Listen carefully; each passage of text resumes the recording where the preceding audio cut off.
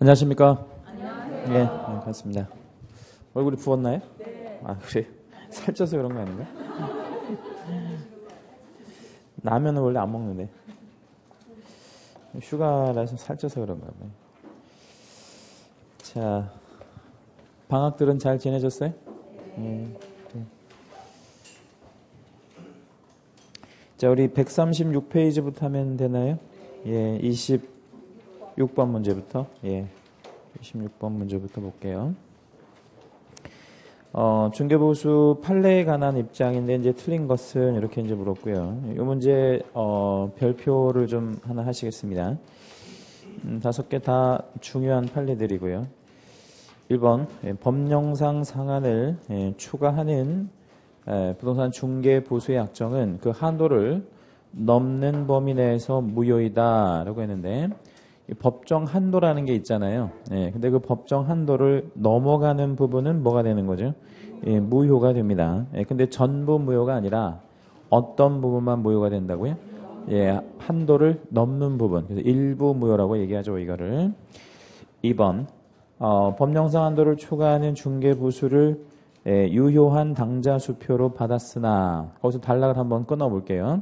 유효한 당자 수표로 받았으나, 거기서 이제 단락 끄는 데까지를 우리가 이제 좀 전문 용어로 기수라고 그래요. 기수. 기수는 뭐의 반대말이냐면 미수의 반대말이에요. 미수. 그러니까 보통 우리가 뭐 살인미수 뭐 이런 말 하잖아요. 그 미수라는 게 뭐예요? 미수가 안 했다는 거죠. 그럼 이제 그 미수의 반대말이 기수. 이미 기자를 써서 이미 범죄 행위가 성립이 됐다 이런 얘기입니다. 그러면 뒤에 어떤 말이 나오더라도 처벌을 하는 게 맞죠. 그래서 이제 뭐 부도가 났든 수표가 나중에 또는 그대로 못했든 반환했든 당연히 뭐 하는 게 맞다. 처벌하는 것이 맞다. 위법한 행위로 보는 게 맞죠. 3. 권리금은 중개대상물이 아니므로 권리금은 뭐에서 발생한 게 아니죠. 중개대상물에서 발생한 게 아니다 이 말이죠. 그래서 중개보수에 관한 규정은 따로 적용되지 않는다. 이게 무슨 얘기예요? 중개보수에 대한 규정을 따로 적용하지 않는다는 게. 그러니까 한도가, 그죠? 법정 한도가 있다 없다? 없다. 그래서 많이 받아도 된다는 얘기겠죠, 그죠? 그래서 그 의미고요. 그러면 요 3번 판례의 의미는 우리한테 유리한, 불리한. 유리한 판례죠. 이게 이제 중개 그 대상물이 아니라는 게 4번. 중개사무소 개설 등록을 하지 아니하고 부동산 거래를 중개하면서 그에 대한 중개보수를 약속 요구하는데 그친 행위. 거기서 다시 한번 단락을 끊어 보시고요. 거기까지는 기수, 미수 중에서 뭐에 들어가요? 미수에 들어가는 거죠. 약속 요구하는데 그쳤으니까 아직 뭐가 되지는 않았다. 그 실행이 착수가 되지 않았으니까 기수가 되지 않은 거예요. 따라서 우리 법에 미수범을 처벌하는 규정이 없기 때문에 이거는 뭐 할 수 없다? 처벌할 수 없다. 그러니까 약속 요구만 하는 행위를 가지고는 처벌할 수 없다는 얘기죠. 5번. 개공이 중개부수 산정에 관한 지방자치단체의 조례를 잘못 해석하여 거기 잘못 해석하여에다 밑줄 하나만 해주시고요. 뭔가를 잘못 해석했다라는 것을 우리 이제 민법 용어로는 착오라고 얘기하죠, 그죠? 착오. 우리 민법 시간에 이제 중요한 부분의 착오는 뭐 할 수 있다 이렇게 얘기하죠, 우리가 취소할 수 있다 그러잖아요. 근데 이 취소할 수 있다 없다 이 행위는 이건 없다라는 거죠. 취소는 언제 하는 거냐면 뭐 계약 같은 거, 뭐 이런 거를 취소하는 거지. 범죄를 저질러 놓고 그걸 뭐 한다 그러면 안 되겠어요. 취소한다 그러면 안 되겠죠. 왜? 범죄 행위를 취소하면 누가 교도소를 가고 뭐 그러겠어요, 그죠? 그러니까 이건 뭐 할 수 없는 행위다 이거죠. 취소할 수 없는 행위다 이렇게 생각하시면 돼요. 그래서 처음에 받을 때 잘 받아야죠, 그죠? 그래가지고 이제 잘못 받으면 이제 자기가 책임을 질 수밖에 없다는 거죠. 수업 들어오기 전에 이제 뉴스 잠깐 이렇게 인터넷 뉴스 보니까 어디선가 그 30대 초등학교 선생님이시더라고요. 여자 선생님이시던데 그 허리가 좀 삐끗해가지고 침 있잖아요, 침. 허리에 뭐 이렇게 삐끗하면 침 맞고 그러잖아요. 근데 이제 그 뭐죠? 그 봉침이라고 해서 그 왜 벌 독 같은 거 이거 이제 배양시켜 가지고 이렇게 주사기 형태로 놓는 거. 예, 근데 그거 맞고 쇼크사로 죽었더라고요. 그냥 즉석에서 그냥 이렇게 죽었는데 즉석에서 죽은 게 아니고 즉사했더라고 보니까 쇼크가 온 거죠. 봉침 쇼크. 예. 아마 그거에 뭐가 있는 반응이 좀 민감하게 되는 그런 것 같아요. 만약에 그랬을 때 그러면 그 한의사는 착오를 일으킨 거니까 취소할 수 있다, 취소할 수 없다. 취소 안 되는 거. 이미 사람이 죽었는데 그걸 취소를 어떻게 하겠어요. 그래서 모든 범죄 행위에 대해서는 뭐 할 수 없다. 취소할 수 없다. 이렇게 이해하시면 되겠어요. 여러분도 이제 혹시 한의원에 가서 저도 봉침 맞아봤는데 효과가 굉장히 좋아요. 봉침이. 근데 혹시 만약에 한의사가 봉침을 맞는다고 그러면 조금 먼저 맞아보고 내가 반응이 괜찮은지 그거 테스트를 하고 맞으셔야 돼요. 그냥 맞으시면 쇼크사로 죽을 수도 있으니까. 자, 27번 개공갑 소유의 토지를 을에게 매도하기 위하여 중개를 하는 과정에서 여러 가지 비용을 지출하였는데 다음 비용 중 갑을 쌍방에게 부담시킬 수 있는 건 이렇게 표현했는데 거기다 밑줄을 한 번만 잡으세요. 갑을 쌍방에게 부담시킬 수 있는 거. 예, 요거를 우리가 이제 이것은 민법 용어인데 뭐라고 얘기하냐면 매매 비용이라고 얘기를 합니다. 매매 비용. 그러니까 매매 비용은 민법에서 쌍방에게 균분 부담하도록 민법에서 정하고 있거든요. 예, 근데 이게 임의 규정에 들어가요. 예, 그럼 임의 규정이라는 건 무슨 뜻이겠습니까? 합의로 배제할 수 있다. 예, 그러니까 원래 똑같이 부담하는 건데 합의하면 이거 매매하는 당사자들이 합의하면 어느 한쪽에 몰아서 부담시키는 것도 가능하다. 이걸 이제 뭐라고 하죠? 임의 규정이라고 얘기합니다. 일단 요거 좀 기억하시고 매매 비용이 어떤 게 매매 비용인지 이제 그 문항 속에서 제가 다시 말씀드릴게요. 1. 갑 소유권의 확인에 필요한 교통비라고 했는데 소유권 확인에 필요한 교통비는 물건을 뭐 할 때 필요한 돈이죠? 조사할 때. 예, 물건 조사할 때. 예, 그럼 이건 누가 부담하는 게 맞아요? 매도할 사람이. 그래서 여기서 매도가 갑이니까 갑이 부담할 거고. 2. 토지 실사를 위한 출장료비. 실사도 역시 이제 조사 비용이니까 이것도 갑. 3번에 토지 등기사항 증명서 발급. 등기사항 증명서 왜 떼나요, 우리가? 권리관계 조사하려고. 이것도 조사 비용이니까 누가? 갑, 매도가. 예, 그 다음에 4. 대장 등본을 열람한다. 대장을 왜 열람하죠, 우리가? 뭐 표시관계, 뭐 면적이라든가 지목이라든가 이런 거 확인하려고 떼는 거 아니에요. 이것도 누가? 갑, 매도가. 근데 5번에 보면 매매대금의 조정을 위한 토지의 감정비용이다 이렇게 돼 있잖아요. 그죠? 이 감정비용 같은 게 대표적인 뭐에 들어가냐면 매매비용에 들어갑니다. 그래서 거기 감정비용 옆에다 쉼표 하나 찍으시고요. 두 가지만 더 적어 놓을게요. 시험에 나올 수 있는 게 측량비용 같은 것도 매매비용에 들어가요. 측량비. 그러니까 만약에 측량을 했다 토지를 그러면 그거는 매도가 부담, 매수가 부담. 누가 부담한다는 거예요? 똑같이. 똑같이. 그런데 그거를 약정함으로 인해서 달리 정할 수도 있다. 이런 얘기 되는 거죠. 그리고 하나 더 적어보면 얘가 좀 중요해요. 중개보수. 그래서 중개보수도 대표적인 매매 비용에 들어갑니다. 그럼 원래 중개보수는 누가 부담하는 거예요? 매매가 되었으면 쌍방이 부담하는 건데 그게 원칙인데 합의에 의해서 어느 한쪽에 몰아서 부담시킬 수 있다 없다? 있다라는 거죠. 그래서 매도든 매수든 어느 한쪽에 부담시키는 거 가능합니다. 28번 중개보수에 관한 설명으로 옳은 것 1번 교환계약의 경우에는 교환 대상 중개 대상물 중에 평균가액을 기준하지 않죠 우리가. 그럼 뭔 가를 기준하죠? 거래 금액이 큰 거. 거래 금액이 큰 걸 기준합니다. 거래 금액이 큰 거. 평균가 이런 거 따지지 않고요. 2. 동일한 중개 대상물에 대하여 동일 당사자와 간의 매매와 임대차가 동일 기회에 이루어졌다. 그러면 몇 가지 조건이 다 충족된 거예요? 4가지 조건이 다 충족됐단 말이에요. 그러면 우리 매매만 매매만 받을 거잖아요. 근데 임대차에 관한 거래 금액 이렇게 계산했으니까 틀린 거고. 3번. 주택 외 중개 대상물의 중개 부순인 국토부령이 정하는 범위 안에서 시도조례로 정한다라고 했는데 3번은 전혀 어울리지 않는 조합이에요. 주택외랑 시도조례가 어울리지 않잖아요. 예, 그럼 어떻게 연결해야 돼요? 그러니까 만약에 바꾼다면 이걸 옳은 지문으로 바꾼다면 앞에를 바꿀 때 뭘 빼면 되겠어요? 외자를 빼면 맞고 뒤에를 만약에 바꾼다면 시도조례를 없애야 되겠죠. 예, 그래서 주택은 시도조례가 맞아요. 근데 주택외는 국토부령만 적용을 받으니까 그래서 3번 연결 잘못됐고 4. 주택외 중개대상물에 대한 중개부수는 쌍방으로부터 각각 받되 쌍방에게서 각각 받는 게 원칙인가요?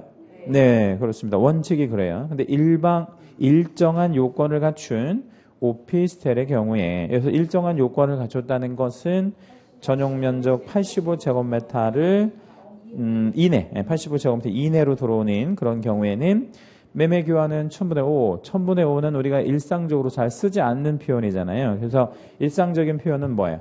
0.5, 100분의 5. 그 다음에 임대차 등의 경우에는 1000분의 4면 0.4 요일의 범위에서 결정하고 그 외 물건에다 밑줄 한번 하실게요. 그 외 물건 밑줄. 그 외 물건에는 어떤 게 들어가나요? 전용 85제곱미터를 초과하는 오피스텔도 들어가고 또 뭐 상가, 공장, 토지만 있는 거 이런 거 다 들어가죠. 그죠? 그래서 얘네들은 최대 얼마까지? 0.9까지 받을 수 있습니다. 그래서 그 요일 3개는 암기를 하고 계셔야 돼. 0.5, 0.4, 0.9. 그거를 암기하지 않으면 문제를 풀어낼 수가 없습니다. 이따 이제 계산 문제에서 그런 것들은 보여드릴 거고. 5번. 주택임대차의 경우 중개보수는 거래금액의 1000분의 9를 받을 수 있다라고 했는데 주택임대차의 최고 한도는 0.8%니까 1000분의 8까지만 받을 수 있습니다. 29번 중개보수에 관한 설명 중 틀린 것을 모두 골라라 라는 얘기인데 일단 6개의 제시문 중에서 전부 틀렸습니다. 전부 틀렸고 제가 이제 읽어드릴 건데 어디가 틀렸는지 뭐가 함정인지를 한번 좀 찾아주셔야 돼요. 기억번 교환계약의 경우에 교환대상 중개대상물 중 중개보수가 많은 중개대상물의 가액을 기준으로 한대요. 뭐가 틀렸어요 이거는? 중개보수가 많은이 틀린 거죠. 그럼 우리 중개보수가 적은 걸 받아야 돼? 그럼요. 거래 금액이 큰 걸 기준은 받는데 이제 기억이 왜 틀렸는지 사례를 하나 좀 드릴게요. 여백에다 하나 좀 이걸 적어 놓으시면 좋을 것 같아요. 자, 예를 들어서 7억 아파트가 있고요. 얘랑 5억 상가랑 교환된다고 생각을 해보죠. 그렇죠? 7억 아파트, 5억 상가가 교환되어지는 경우라고 생각하시면 되는데 이때 우리는 뭘 기준으로 해야 되죠? 얘를 왜 기준으로 해야 되죠? 얘가 거래 금액이 크니까. 근데 사실은 얘를 기준으로 하면요. 뭐가 더 많아요? 보수가 많아요, 얘가. 얘가 왜 보수가 많냐면 얘는 0.9까지 받을 수 있고 얘는 서울특별시 기준 0.4밖에 안 되거든요. 그러니까 이게 더블 이상 많단 말이에요. 근데 이걸로 기준하면 돼, 안 돼? 안 된다는 거. 우리는 뭘 기준해야 돼? 얘를 기준해. 그러면 결과적으로 우리는 뭐가 많은 거를 받는 경우가 아닐 수 있어요. 보수가 많은 쪽을 받지 않는 경우가 있을 수 있는 경우니까 항상 기준은 뭐가 큰 거? 거래 금액이 큰 걸 기준으로 한다. 이렇게 생각하시면 돼. 근데 만에 하나 문제를 7억으로 준 거예요. 교환 계약인데 똑같이 7억으로 준 거야. 근데 물건이 달라. 하나는 아파트, 하나는 상가. 이렇게 되어지면 그때는 뭘 기준하면 되겠어? 그때는 중개보수가 많은 거를 해도 돼. 왜냐면 금액이 똑같으니까. 그건 우리가 선택할 여지가 없잖아요. 그러면 그거는 그때는 유리한 걸로 해도 된다라는 게 또 판례고요. 니은번 중개대상물인 건축물 중 주택 면적이 2분의 1을 초과하는 경우에는 주택의 규정을 적용하고 라고 했는데 일단 여기까지 틀렸어요. 뭐가 틀렸죠? 2분의 1을 초과하는이 아니고 2분의 1 이상이에요. 정확히 표현하면 반만 돼도 주택 면적이 반만 되더라도 전체를 뭘로 본다? 주택으로 본다. 그리고 이제 주택 면적이 2분의 1 이내가 아니고 미만이라고 해야죠. 첫 줄이 이상이니까 두 번째 줄이 미만이라고 해야 돼요. 그러니까 반이 채 안 될 때 전체를 주택외로 본다. 이렇게 돼야 되겠죠. 디귿번 개공은 모든 중개 대상물에 대하여 중개보수요율의 범위 안에서 실제 자기가 받고자 하는 중개보수 상한요율을 중개보수 실비요율 및 한도표에 명시하여야 한다라고 했어요. 자, 뭐가 틀렸을까요? 디귿번은 모든이 틀렸습니다. 예, 그러면 우리 모든 중개대상물은 두 가지로 구분을 하잖아요. 뭐와 뭐로 구분을 하죠? 주택과 주택 외로 구분을 하는데 주택은 뭘로 받으면 돼? 시도조례로. 그러니까 우리가 따로 명시할 필요가 없는 거예요. 시도조례로 정해줄 거니까. 그럼 뭐에 대해서만 명시해주면 되는 거예요? 주택 외만 명시한다. 다시 뭐만 명시할 거라고요? 주택 외만요. 주택은 명시할 필요가 없습니다. 니을번 동일한 중개대상물에 대하여 물건이 같죠. 동일 당사자 간에 당사자도 동일합니다. 매매를 포함한 둘 이상의 거래가 여기까지 좋아요. 그런데 그 다음에 꼭 들어가야 될 말이 하나가 더 있잖아요. 뭐가 들어가야 되지? 동일 기회에. 동일 기회 빠졌잖아요. 예, 그러면 니을번은 틀린 거예요. 동일 기회에 라는 말을 넣어주든가 아니면 그 말을 넣기 싫으면 매매도 받고 임대차도 받고 다 받을 수 있는 거죠. 미음번 중개대상물 소재지와 사무소 소재지가 다를 때 개공은 중개대상물 소재지 관할하는 시군구 조례랬는데 거기까지 두 군데 틀렸습니다. 그러니까 우리 물건 소재지와 사무소 소재지가 다를 때는 항상 언제나 예외 없이 뭐를 기준으로 해야 되냐면 사무소 소재지 기준으로 해야 됩니다. 일단 첫째 사무소 소재지가 맞고 두 번째 시군구 조례가 아니에요. 시군구 조례 아니고 시도조례예요. 시군구하고 시도는 완전 다른 개념이죠. 시군구는 기초단체, 시도는 광역단체니까 완전히 다른 개념이다. 이렇게 생각하시면 되겠어요. 그러면 강동구에 있는 아파트를 하남시 개공이 중개했다. 그러면 무슨 조례? 하남시 조례 아니고 경기도 조례라고 해야 돼요. 예, 하남시 아니에요. 그러면 반대로 하남시에 있는 아파트를 서울 개공이 중개했다 그러면 서울특별시 조례 이렇게 들어가야 돼. 강동구 조례 이러면 안 되고. 비읍 임대차 중 보증금 외에 차임이 있는 경우에 월 단위 차임액의 100을 곱한 금액을 보증금에 합산한 금액을 거래금액으로 한다. 여기까지가 원칙이죠. 그런데 그렇게 합산해 놓은 금액이 5천만 원 이내인 경우 아니고 5천만 원 미만인 경우 5천만 원 미만이라고 해야죠. 이때 월 단위 차임액이 얼마 곱해? 70. 예, 그거는 좋은데 5천만 원 이내가 아니고 미만이라고 하는 게 맞습니다. 정확히 기억하고 계셔야 되고요. 시험 문제, 계산 문제로 자스트로 5천만 원 떨어지는 경우 되게 많이 나왔단 말이에요. 그러면 정확히 5천만 원이면 곱하기 100, 예, 100 한다라는 거. 예, 이내로 들어가면 안 되잖아요. 자, 이제 30번 문제부터가 계산 문제입니다. 개공이 매가 1억 5천짜리 아파트 거래계약을 중개하였는데 당사자로부터 받을 수 있는 중개보수 총액은 얼마냐 이렇게 물었어요. 그러면 이제 이 계산 문제를 출제하는 패턴이 두 가지가 있는데 양쪽에서 받을 거를 물어보는 경우가 있고 한쪽에서 받을 수 있는 거를 물어보는 경우가 있단 말이에요. 그럼 여기는 지금 누구한테 받을 거를 물어보는 거예요? 양쪽 거. 예, 그러면 일단 그거 주의하시고 그 다음에 이게 물건이 아파트니까 시도조례를 주어야 한다, 안 줘도 된다? 줘야죠. 시도조례 안 주면 풀 수가 없으니까. 예, 그래서 시도조례를 이제 가로 형태나 뭐 이렇게 박스 형태로 주는데 맨 마지막에 한도액은 80만 원이다 이렇게 나온 거 있죠. 거기에다가 채색 한 번만 해주시고 한도액 80만 원. 예, 그래서 그거를 이렇게 좀 이해해 주셔야 돼요. 어떻게 좀 이해하실 거냐면 한도액은 주택에만 있다 아니면 모든 물건에 다 있다. 주택에만 있어요. 얘는 한도는 only 주택에만 존재하는 거예요. 주택만 한도가 있어요. 그러면 주택 외에는 한도가 없습니다. 한도 없고 주택에만 한도가 있고 또한 시험 지문에 나오는 한도는 전부 일방 한도예요. 이런 거 조심하셔야 돼. 일방 한도라는 거. 예, 그러면 쌍방 한도는 곱하기 2를 해야 되겠지. 예, 그러면 이 문제에서 쌍방 한도는 얼마야? 160만 원이 쌍방 한도가 되는 겁니다. 그렇게 이제 이해하실 거예요. 자, 그러면 그 문제씩 한번 저한테 불러보실래요? 1억 5천 곱하기 요율은요? 0.5. 0.5%는 어디서 나왔어요? 그 조례에서 조례 준 대로만 대입하면 되는 거죠. 그럼 얼마예요? 75만 원. 예, 이게 답인가요? 곱하기 2 하나예요. 곱하기 2 해야 되는데 왜 2 해야 돼요? 양쪽 받을 거니까. 예, 그럼 얼마?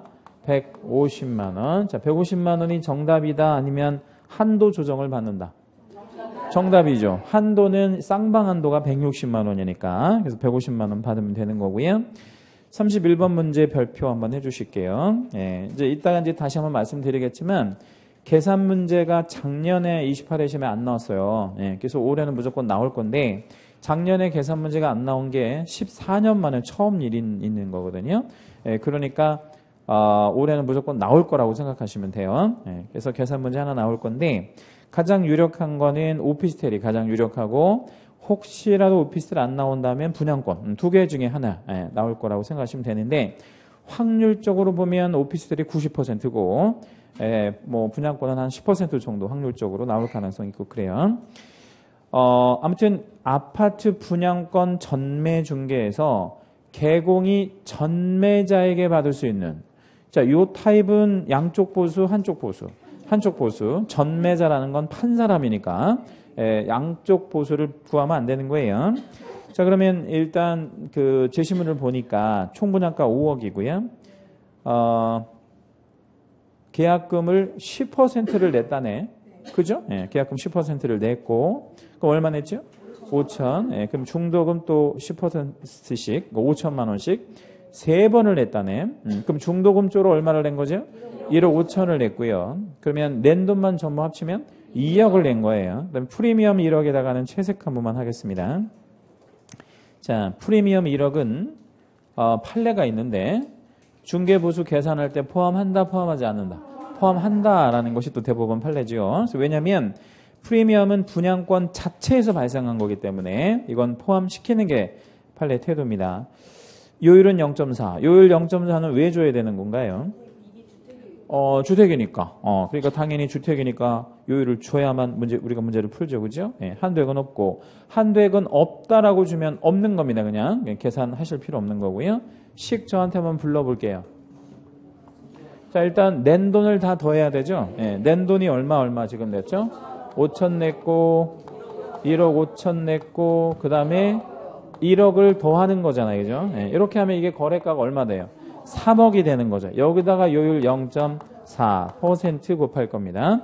0.4는 제시문에 나와 있는 요율을 적용한 거예요. 그러면 3, 4, 12, 120만 원이네요. 예, 그러면 120만 원이면 이게 답 아니면 한도 조정? 이게 답이죠. 한도는 없다라고 했으니까 곱하기 2 한다, 곱하기 2 하지 않는다. 곱하기 2 하지 않는다. 왜 곱하기 2 하지 않는다?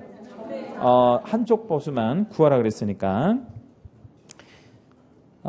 나중에 여러분 실무에 나가시면요, 이 분양권 전매를 많이 하거든요, 우리가. 예, 중개하는데. 요즘에는 이제 뭐 투기가액 지구 때문에 쉽지 않고, 뭐 이제, 언젠가는 뭐 풀어주겠죠. 그러면 이 분양권 전매할 때 개공들은 얼마를 받냐면, 보통 그냥 건당 그 분양가나 이런 거 무시하고 그냥 건당 200만 원씩 받아. 판 사람, 산 사람, 이렇게. 그럼 이런 경우 같은 경우는 한쪽에 120만 원 받아야 되잖아요. 근데 200만 원 받으면 많이 받는 거잖아. 근데 그게 120만 원 받고 이걸 잘 하기가 좀 쉽지 않은 게 분양권 같은 경우는 개공이 해줄 게 되게 많아요. 왜냐면 손님 이렇게 데리고 건설회사를 왔다 갔다 해야 되거든. 왜냐면 그게 이제 분양권은 등기를 하는 게 아니고, 명의를 변경해야 돼. 그게 어디 가서 해야 돼? 건설회사에서. 그러니까 건설회사 본사에 가서 그걸 해야 되기 때문에 쉽지 않다고. 그걸 하루 종일 걸린단 말이야. 그러니까 보통 실무에서는 이걸 그냥 200만 원씩 받는데 건당 그냥 무조건 거래가에 상관없이. 나중에 여러분들 이제 그렇게 될 수밖에 없어요. 예, 근데 이게 사실은 알고는 있어야 돼. 그렇게 하는 건 불법이라는 거. 그죠? 예, 근데 실무에서는 다들 그렇게 하는데 그건 불법이에요. 그런데 어떻게 하는 게 합법이냐면 요렇게 하는 게 31번처럼 낸 돈에다가 뭐까지 그 프리미엄까지 더해. 예. 그러면 옵션 비용이 있으면 옵션 비용도 포함하나요? 그것도 당연히 포함해가지고 옵션도 거래 대금으로 보는 겁니다. 예, 그렇게 계산하는 게 맞아요. 32. 매매 대금이 1억 9천짜리인 단독주택과 역시 매가 2억 1천짜리 아파트를 교환하기로 하는 거래계약이 성립되었다. 이렇게 나왔어요. 그러면 교환 계약에서 아까 우리 기준은 뭐가 큰 걸 기준한다 그랬지? 거래 금액이 큰 거. 거래 금액이 큰 거. 그럼 뭐가 거래 금액이 커요? 2억 1,000짜리가 거래 금액이 크잖아요. 2억 1,000짜리가.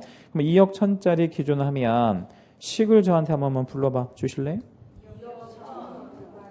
그렇죠. 2억 1,000 곱하기 0.4. 0.4는 어디서 나온 거예요? 이제 시도조례에서. 그럼 얼마 나오지? 84만 원. 맞아요? 예, 한쪽 보수니까. 근데 여기 문제에서요. 일방 한도를 물어보는 거예요? 아니면 쌍방 한도를 물어보는 거야? 쌍방 한도. 총액이라고 그랬으니까. 그러면 곱하기 2 해야 되고, 그러면 얼마? 168만 원. 한도 있나 볼게요. 한도를 아예 주지 않았잖아요. 그럼 없는 걸로. 한도는 아예 없는 것으로 계산하면 되고, 정답은 얼마? 168만 원이다. 이렇게 이제 나오면 됩니다. 만약에 32번처럼 문제가 또 나왔을 때 1억 9천짜리를 만약에 상가라고 주면 뭐가 더 보수가 더 세? 상가가 세잖아. 뭐 그걸로 받으면 된다 안 된다? 안 된다는 거죠. 이렇게 받아야 정상이에요. 33번 문제는 1층 상가인데 5천에 월 100으로 계약을 중개했고 총액은 얼마냐? 이렇게 물었어요. 상가지요. 근데 상가는 뭐를 안 줬네? 조례를 안 줬네. 조례 왜 안 줘? 줄 필요가 없잖아요. 주택이 아니니까. 한도도 없네. 한도가 없어. 주택 외에는 한도라는 개념 자체가 없습니다. 자, 그럼 그 문제 5천에 월 100이니까 식 저한테 한번 불러볼게요. 일단 대가로 잡고 5천 더하기 플러스 월 100만 곱하기 100 하면 환산보증금이 얼마 나와요? 1억 5천이 환산보증금입니다. 여기다가 요율을 곱할 건데 지금 그 문제 보니까 요율이 없잖아요. 그럼 요율은 어떻게 해? 외워야지 뭐. 0.9 상가 임대차 최고 한도가 0.9니까 이건 우리가 외워서 대입하는 겁니다. 암기해서. 그러면 얼마예요? 135만 원인데 곱하기 2를 해야 되죠. 양쪽 보수 받을 거니까. 그럼 얼마? 270만 원. 상가는 한도라는 개념 자체가 없으니까 정답은 270만 원이 답이고. 34번 주택임대차에서 개공갑이 임차인에게서 받을 수 있는 보수를 구하래. 한쪽 보수 구하라는 얘기죠. 조건을 보니까 3천에 30이래요. 계약 기간은 의미 없고 3천에 30. 자, 그럼 이것도 식 한번만 저한테 불러볼게요. 일단 대가로 잡고 3천 플러스 월 30만 곱하기 100. 그러면 환산보증금이 얼마 나와요? 6천. 6천 나오니까 5천 이상이잖아요. 그럼 그대로 100으로 가는 거고. 요율은요? 0.4? 0.4는 시도조례가 그렇다는 얘기죠. 그럼 얼마? 24만 원 곱하기 2 하고 안 하고. 왜? 한쪽 보수 구하라 그랬으니까 한쪽 보수. 35번 문제도 한번 볼게요. 다음과 같이 주택임대차를 중개했을 때 임차인으로부터 받을 수 있는, 이것도 한쪽 보수 구하라는 거네. 근데 이 문제는 약간 어려운 게 딱 보니까 제시문 2번에 1,500에 30이잖아요. 그럼 이거는 5천이 안 되는 케이스니까 이거 식을 좀 잘 불러볼게요. 1,500에 더하기 월 30만 곱하기 일단 100을 한번 해볼게요. 자, 왜 100을 하는 거예요? 환산보증금이 얼마인지 확실히 우리 해봐야 되니까, 짚어봐야 되니까. 그럼 얼마예요? 4,500이 나오네요. 그죠? 그럼 4,500이면 얼마 미만?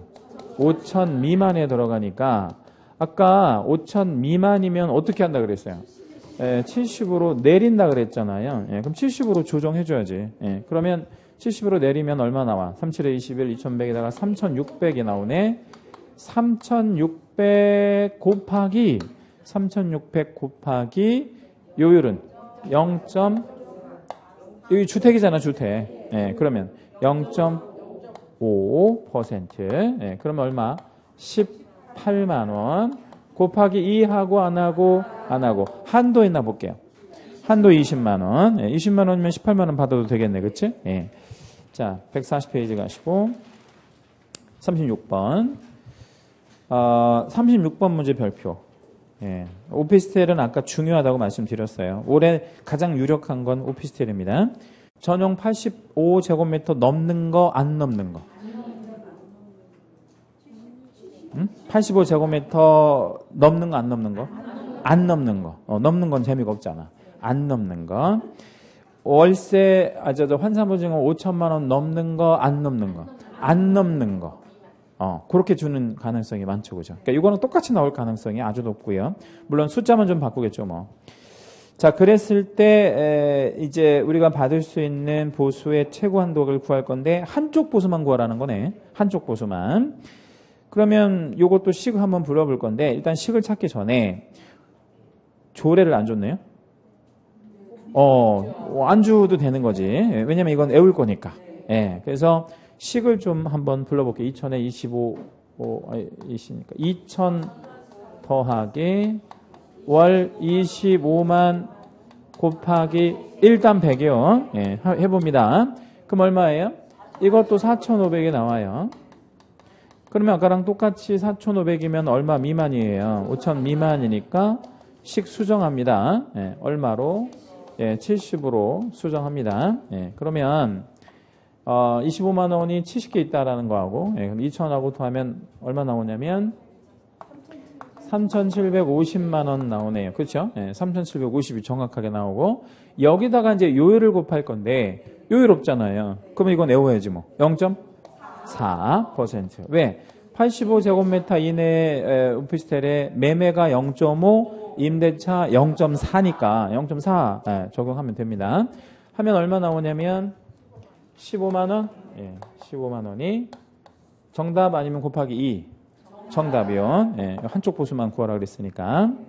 자, 37번과 38번임 함정들이 굉장히 심하게 걸린 문제들이거든요. 예, 그래서 한 30% 정도의 수험생들만 득점하는 굉장히 어려운 유형의 문제들이었어요.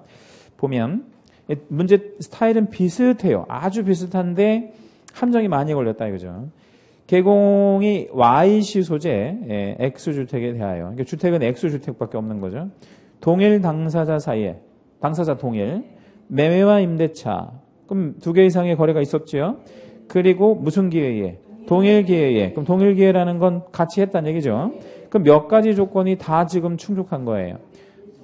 4가지 조건이 다 지금 충족됐잖아요. 물건 갖고 사람 갖고 2개 이상의 거래가 있었고 그 다음에 동일 기회가 있었고 그러면 일방 당사자로부터 받을 수 있는 최고의 한쪽 보수가라는 얘기죠. 양쪽 보수 아니고 제시문을 보니까 매매가 1억 8천이고요.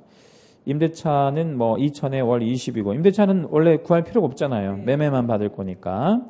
그리고 이제 YC 조례는 뭐 그렇게 주었습니다. 자, 그러면 거기 5번에 YC 조례에 보니까 5천 이상 2억 원 미만에 지금 들어가잖아요. 매매가가 1억 8천이니까 거기 한도액 80만 원 준 거 있죠. 거기다가 채색 하나만 해보세요. 한도 80에다가 채색. 그게 좀 어려웠던 건데. 자, 그럼 식을 한번 저한테 불러보실래요?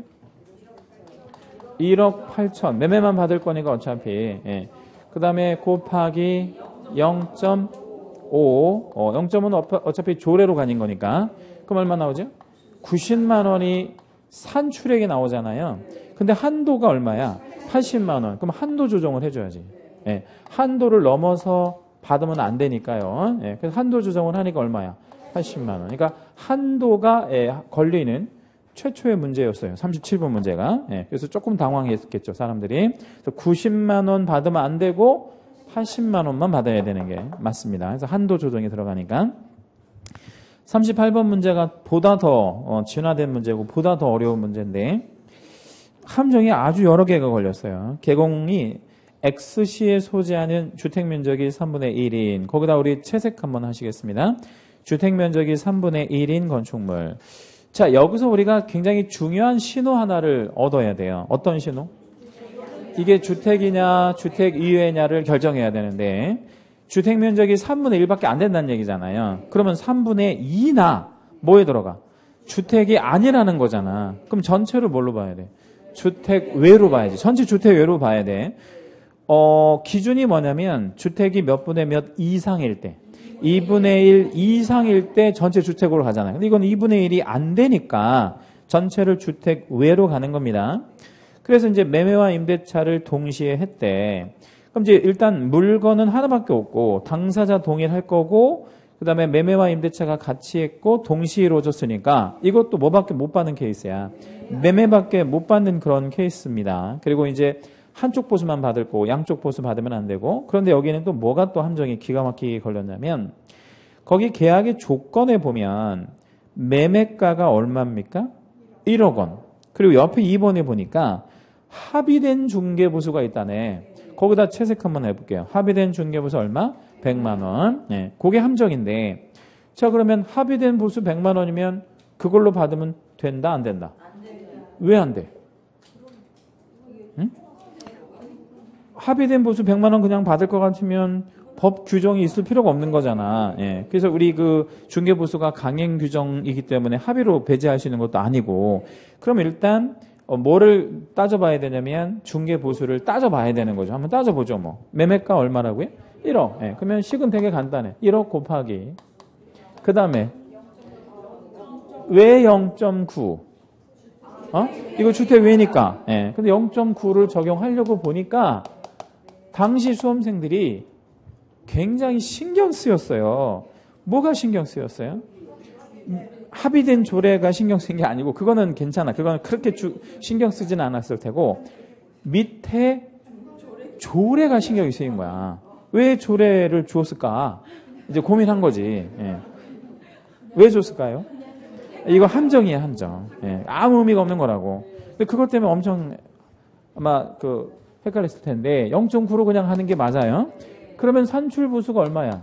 90만 원이네. 근데 문제는 또 뭐를 줬어요? 합의된 보수가 얼마라고? 100만 원. 그러면 합의된 보수보다 적잖아 지금 산출 보수가. 그러면 100만 원 받으면 안 되는 거지. 그럼 얼마? 그냥 90만 원이 답이야. 만약에 시험에 합의된 보수가 80만 원이라고 나왔다면 그때는 80만 원만 받는 게 맞아. 왜 그래야 돼? 이제 법정 한도 이내의 합의니까 그건 유효하단 말이야. 그건 깎아준 거니까. 그거는 이제 그대로 받으면 되는 건데 한도를 초과하는 건 무효라 그랬잖아 아까. 예, 한도 초과한 건 무효니까 이건 받을 수 없는 게 맞고 정확하게 90만 원이 답이 됩니다. 이제 일단 계산 문제 스타일은 다 봤어요. 다 봤는데 못 풀만한 문제는 없겠죠.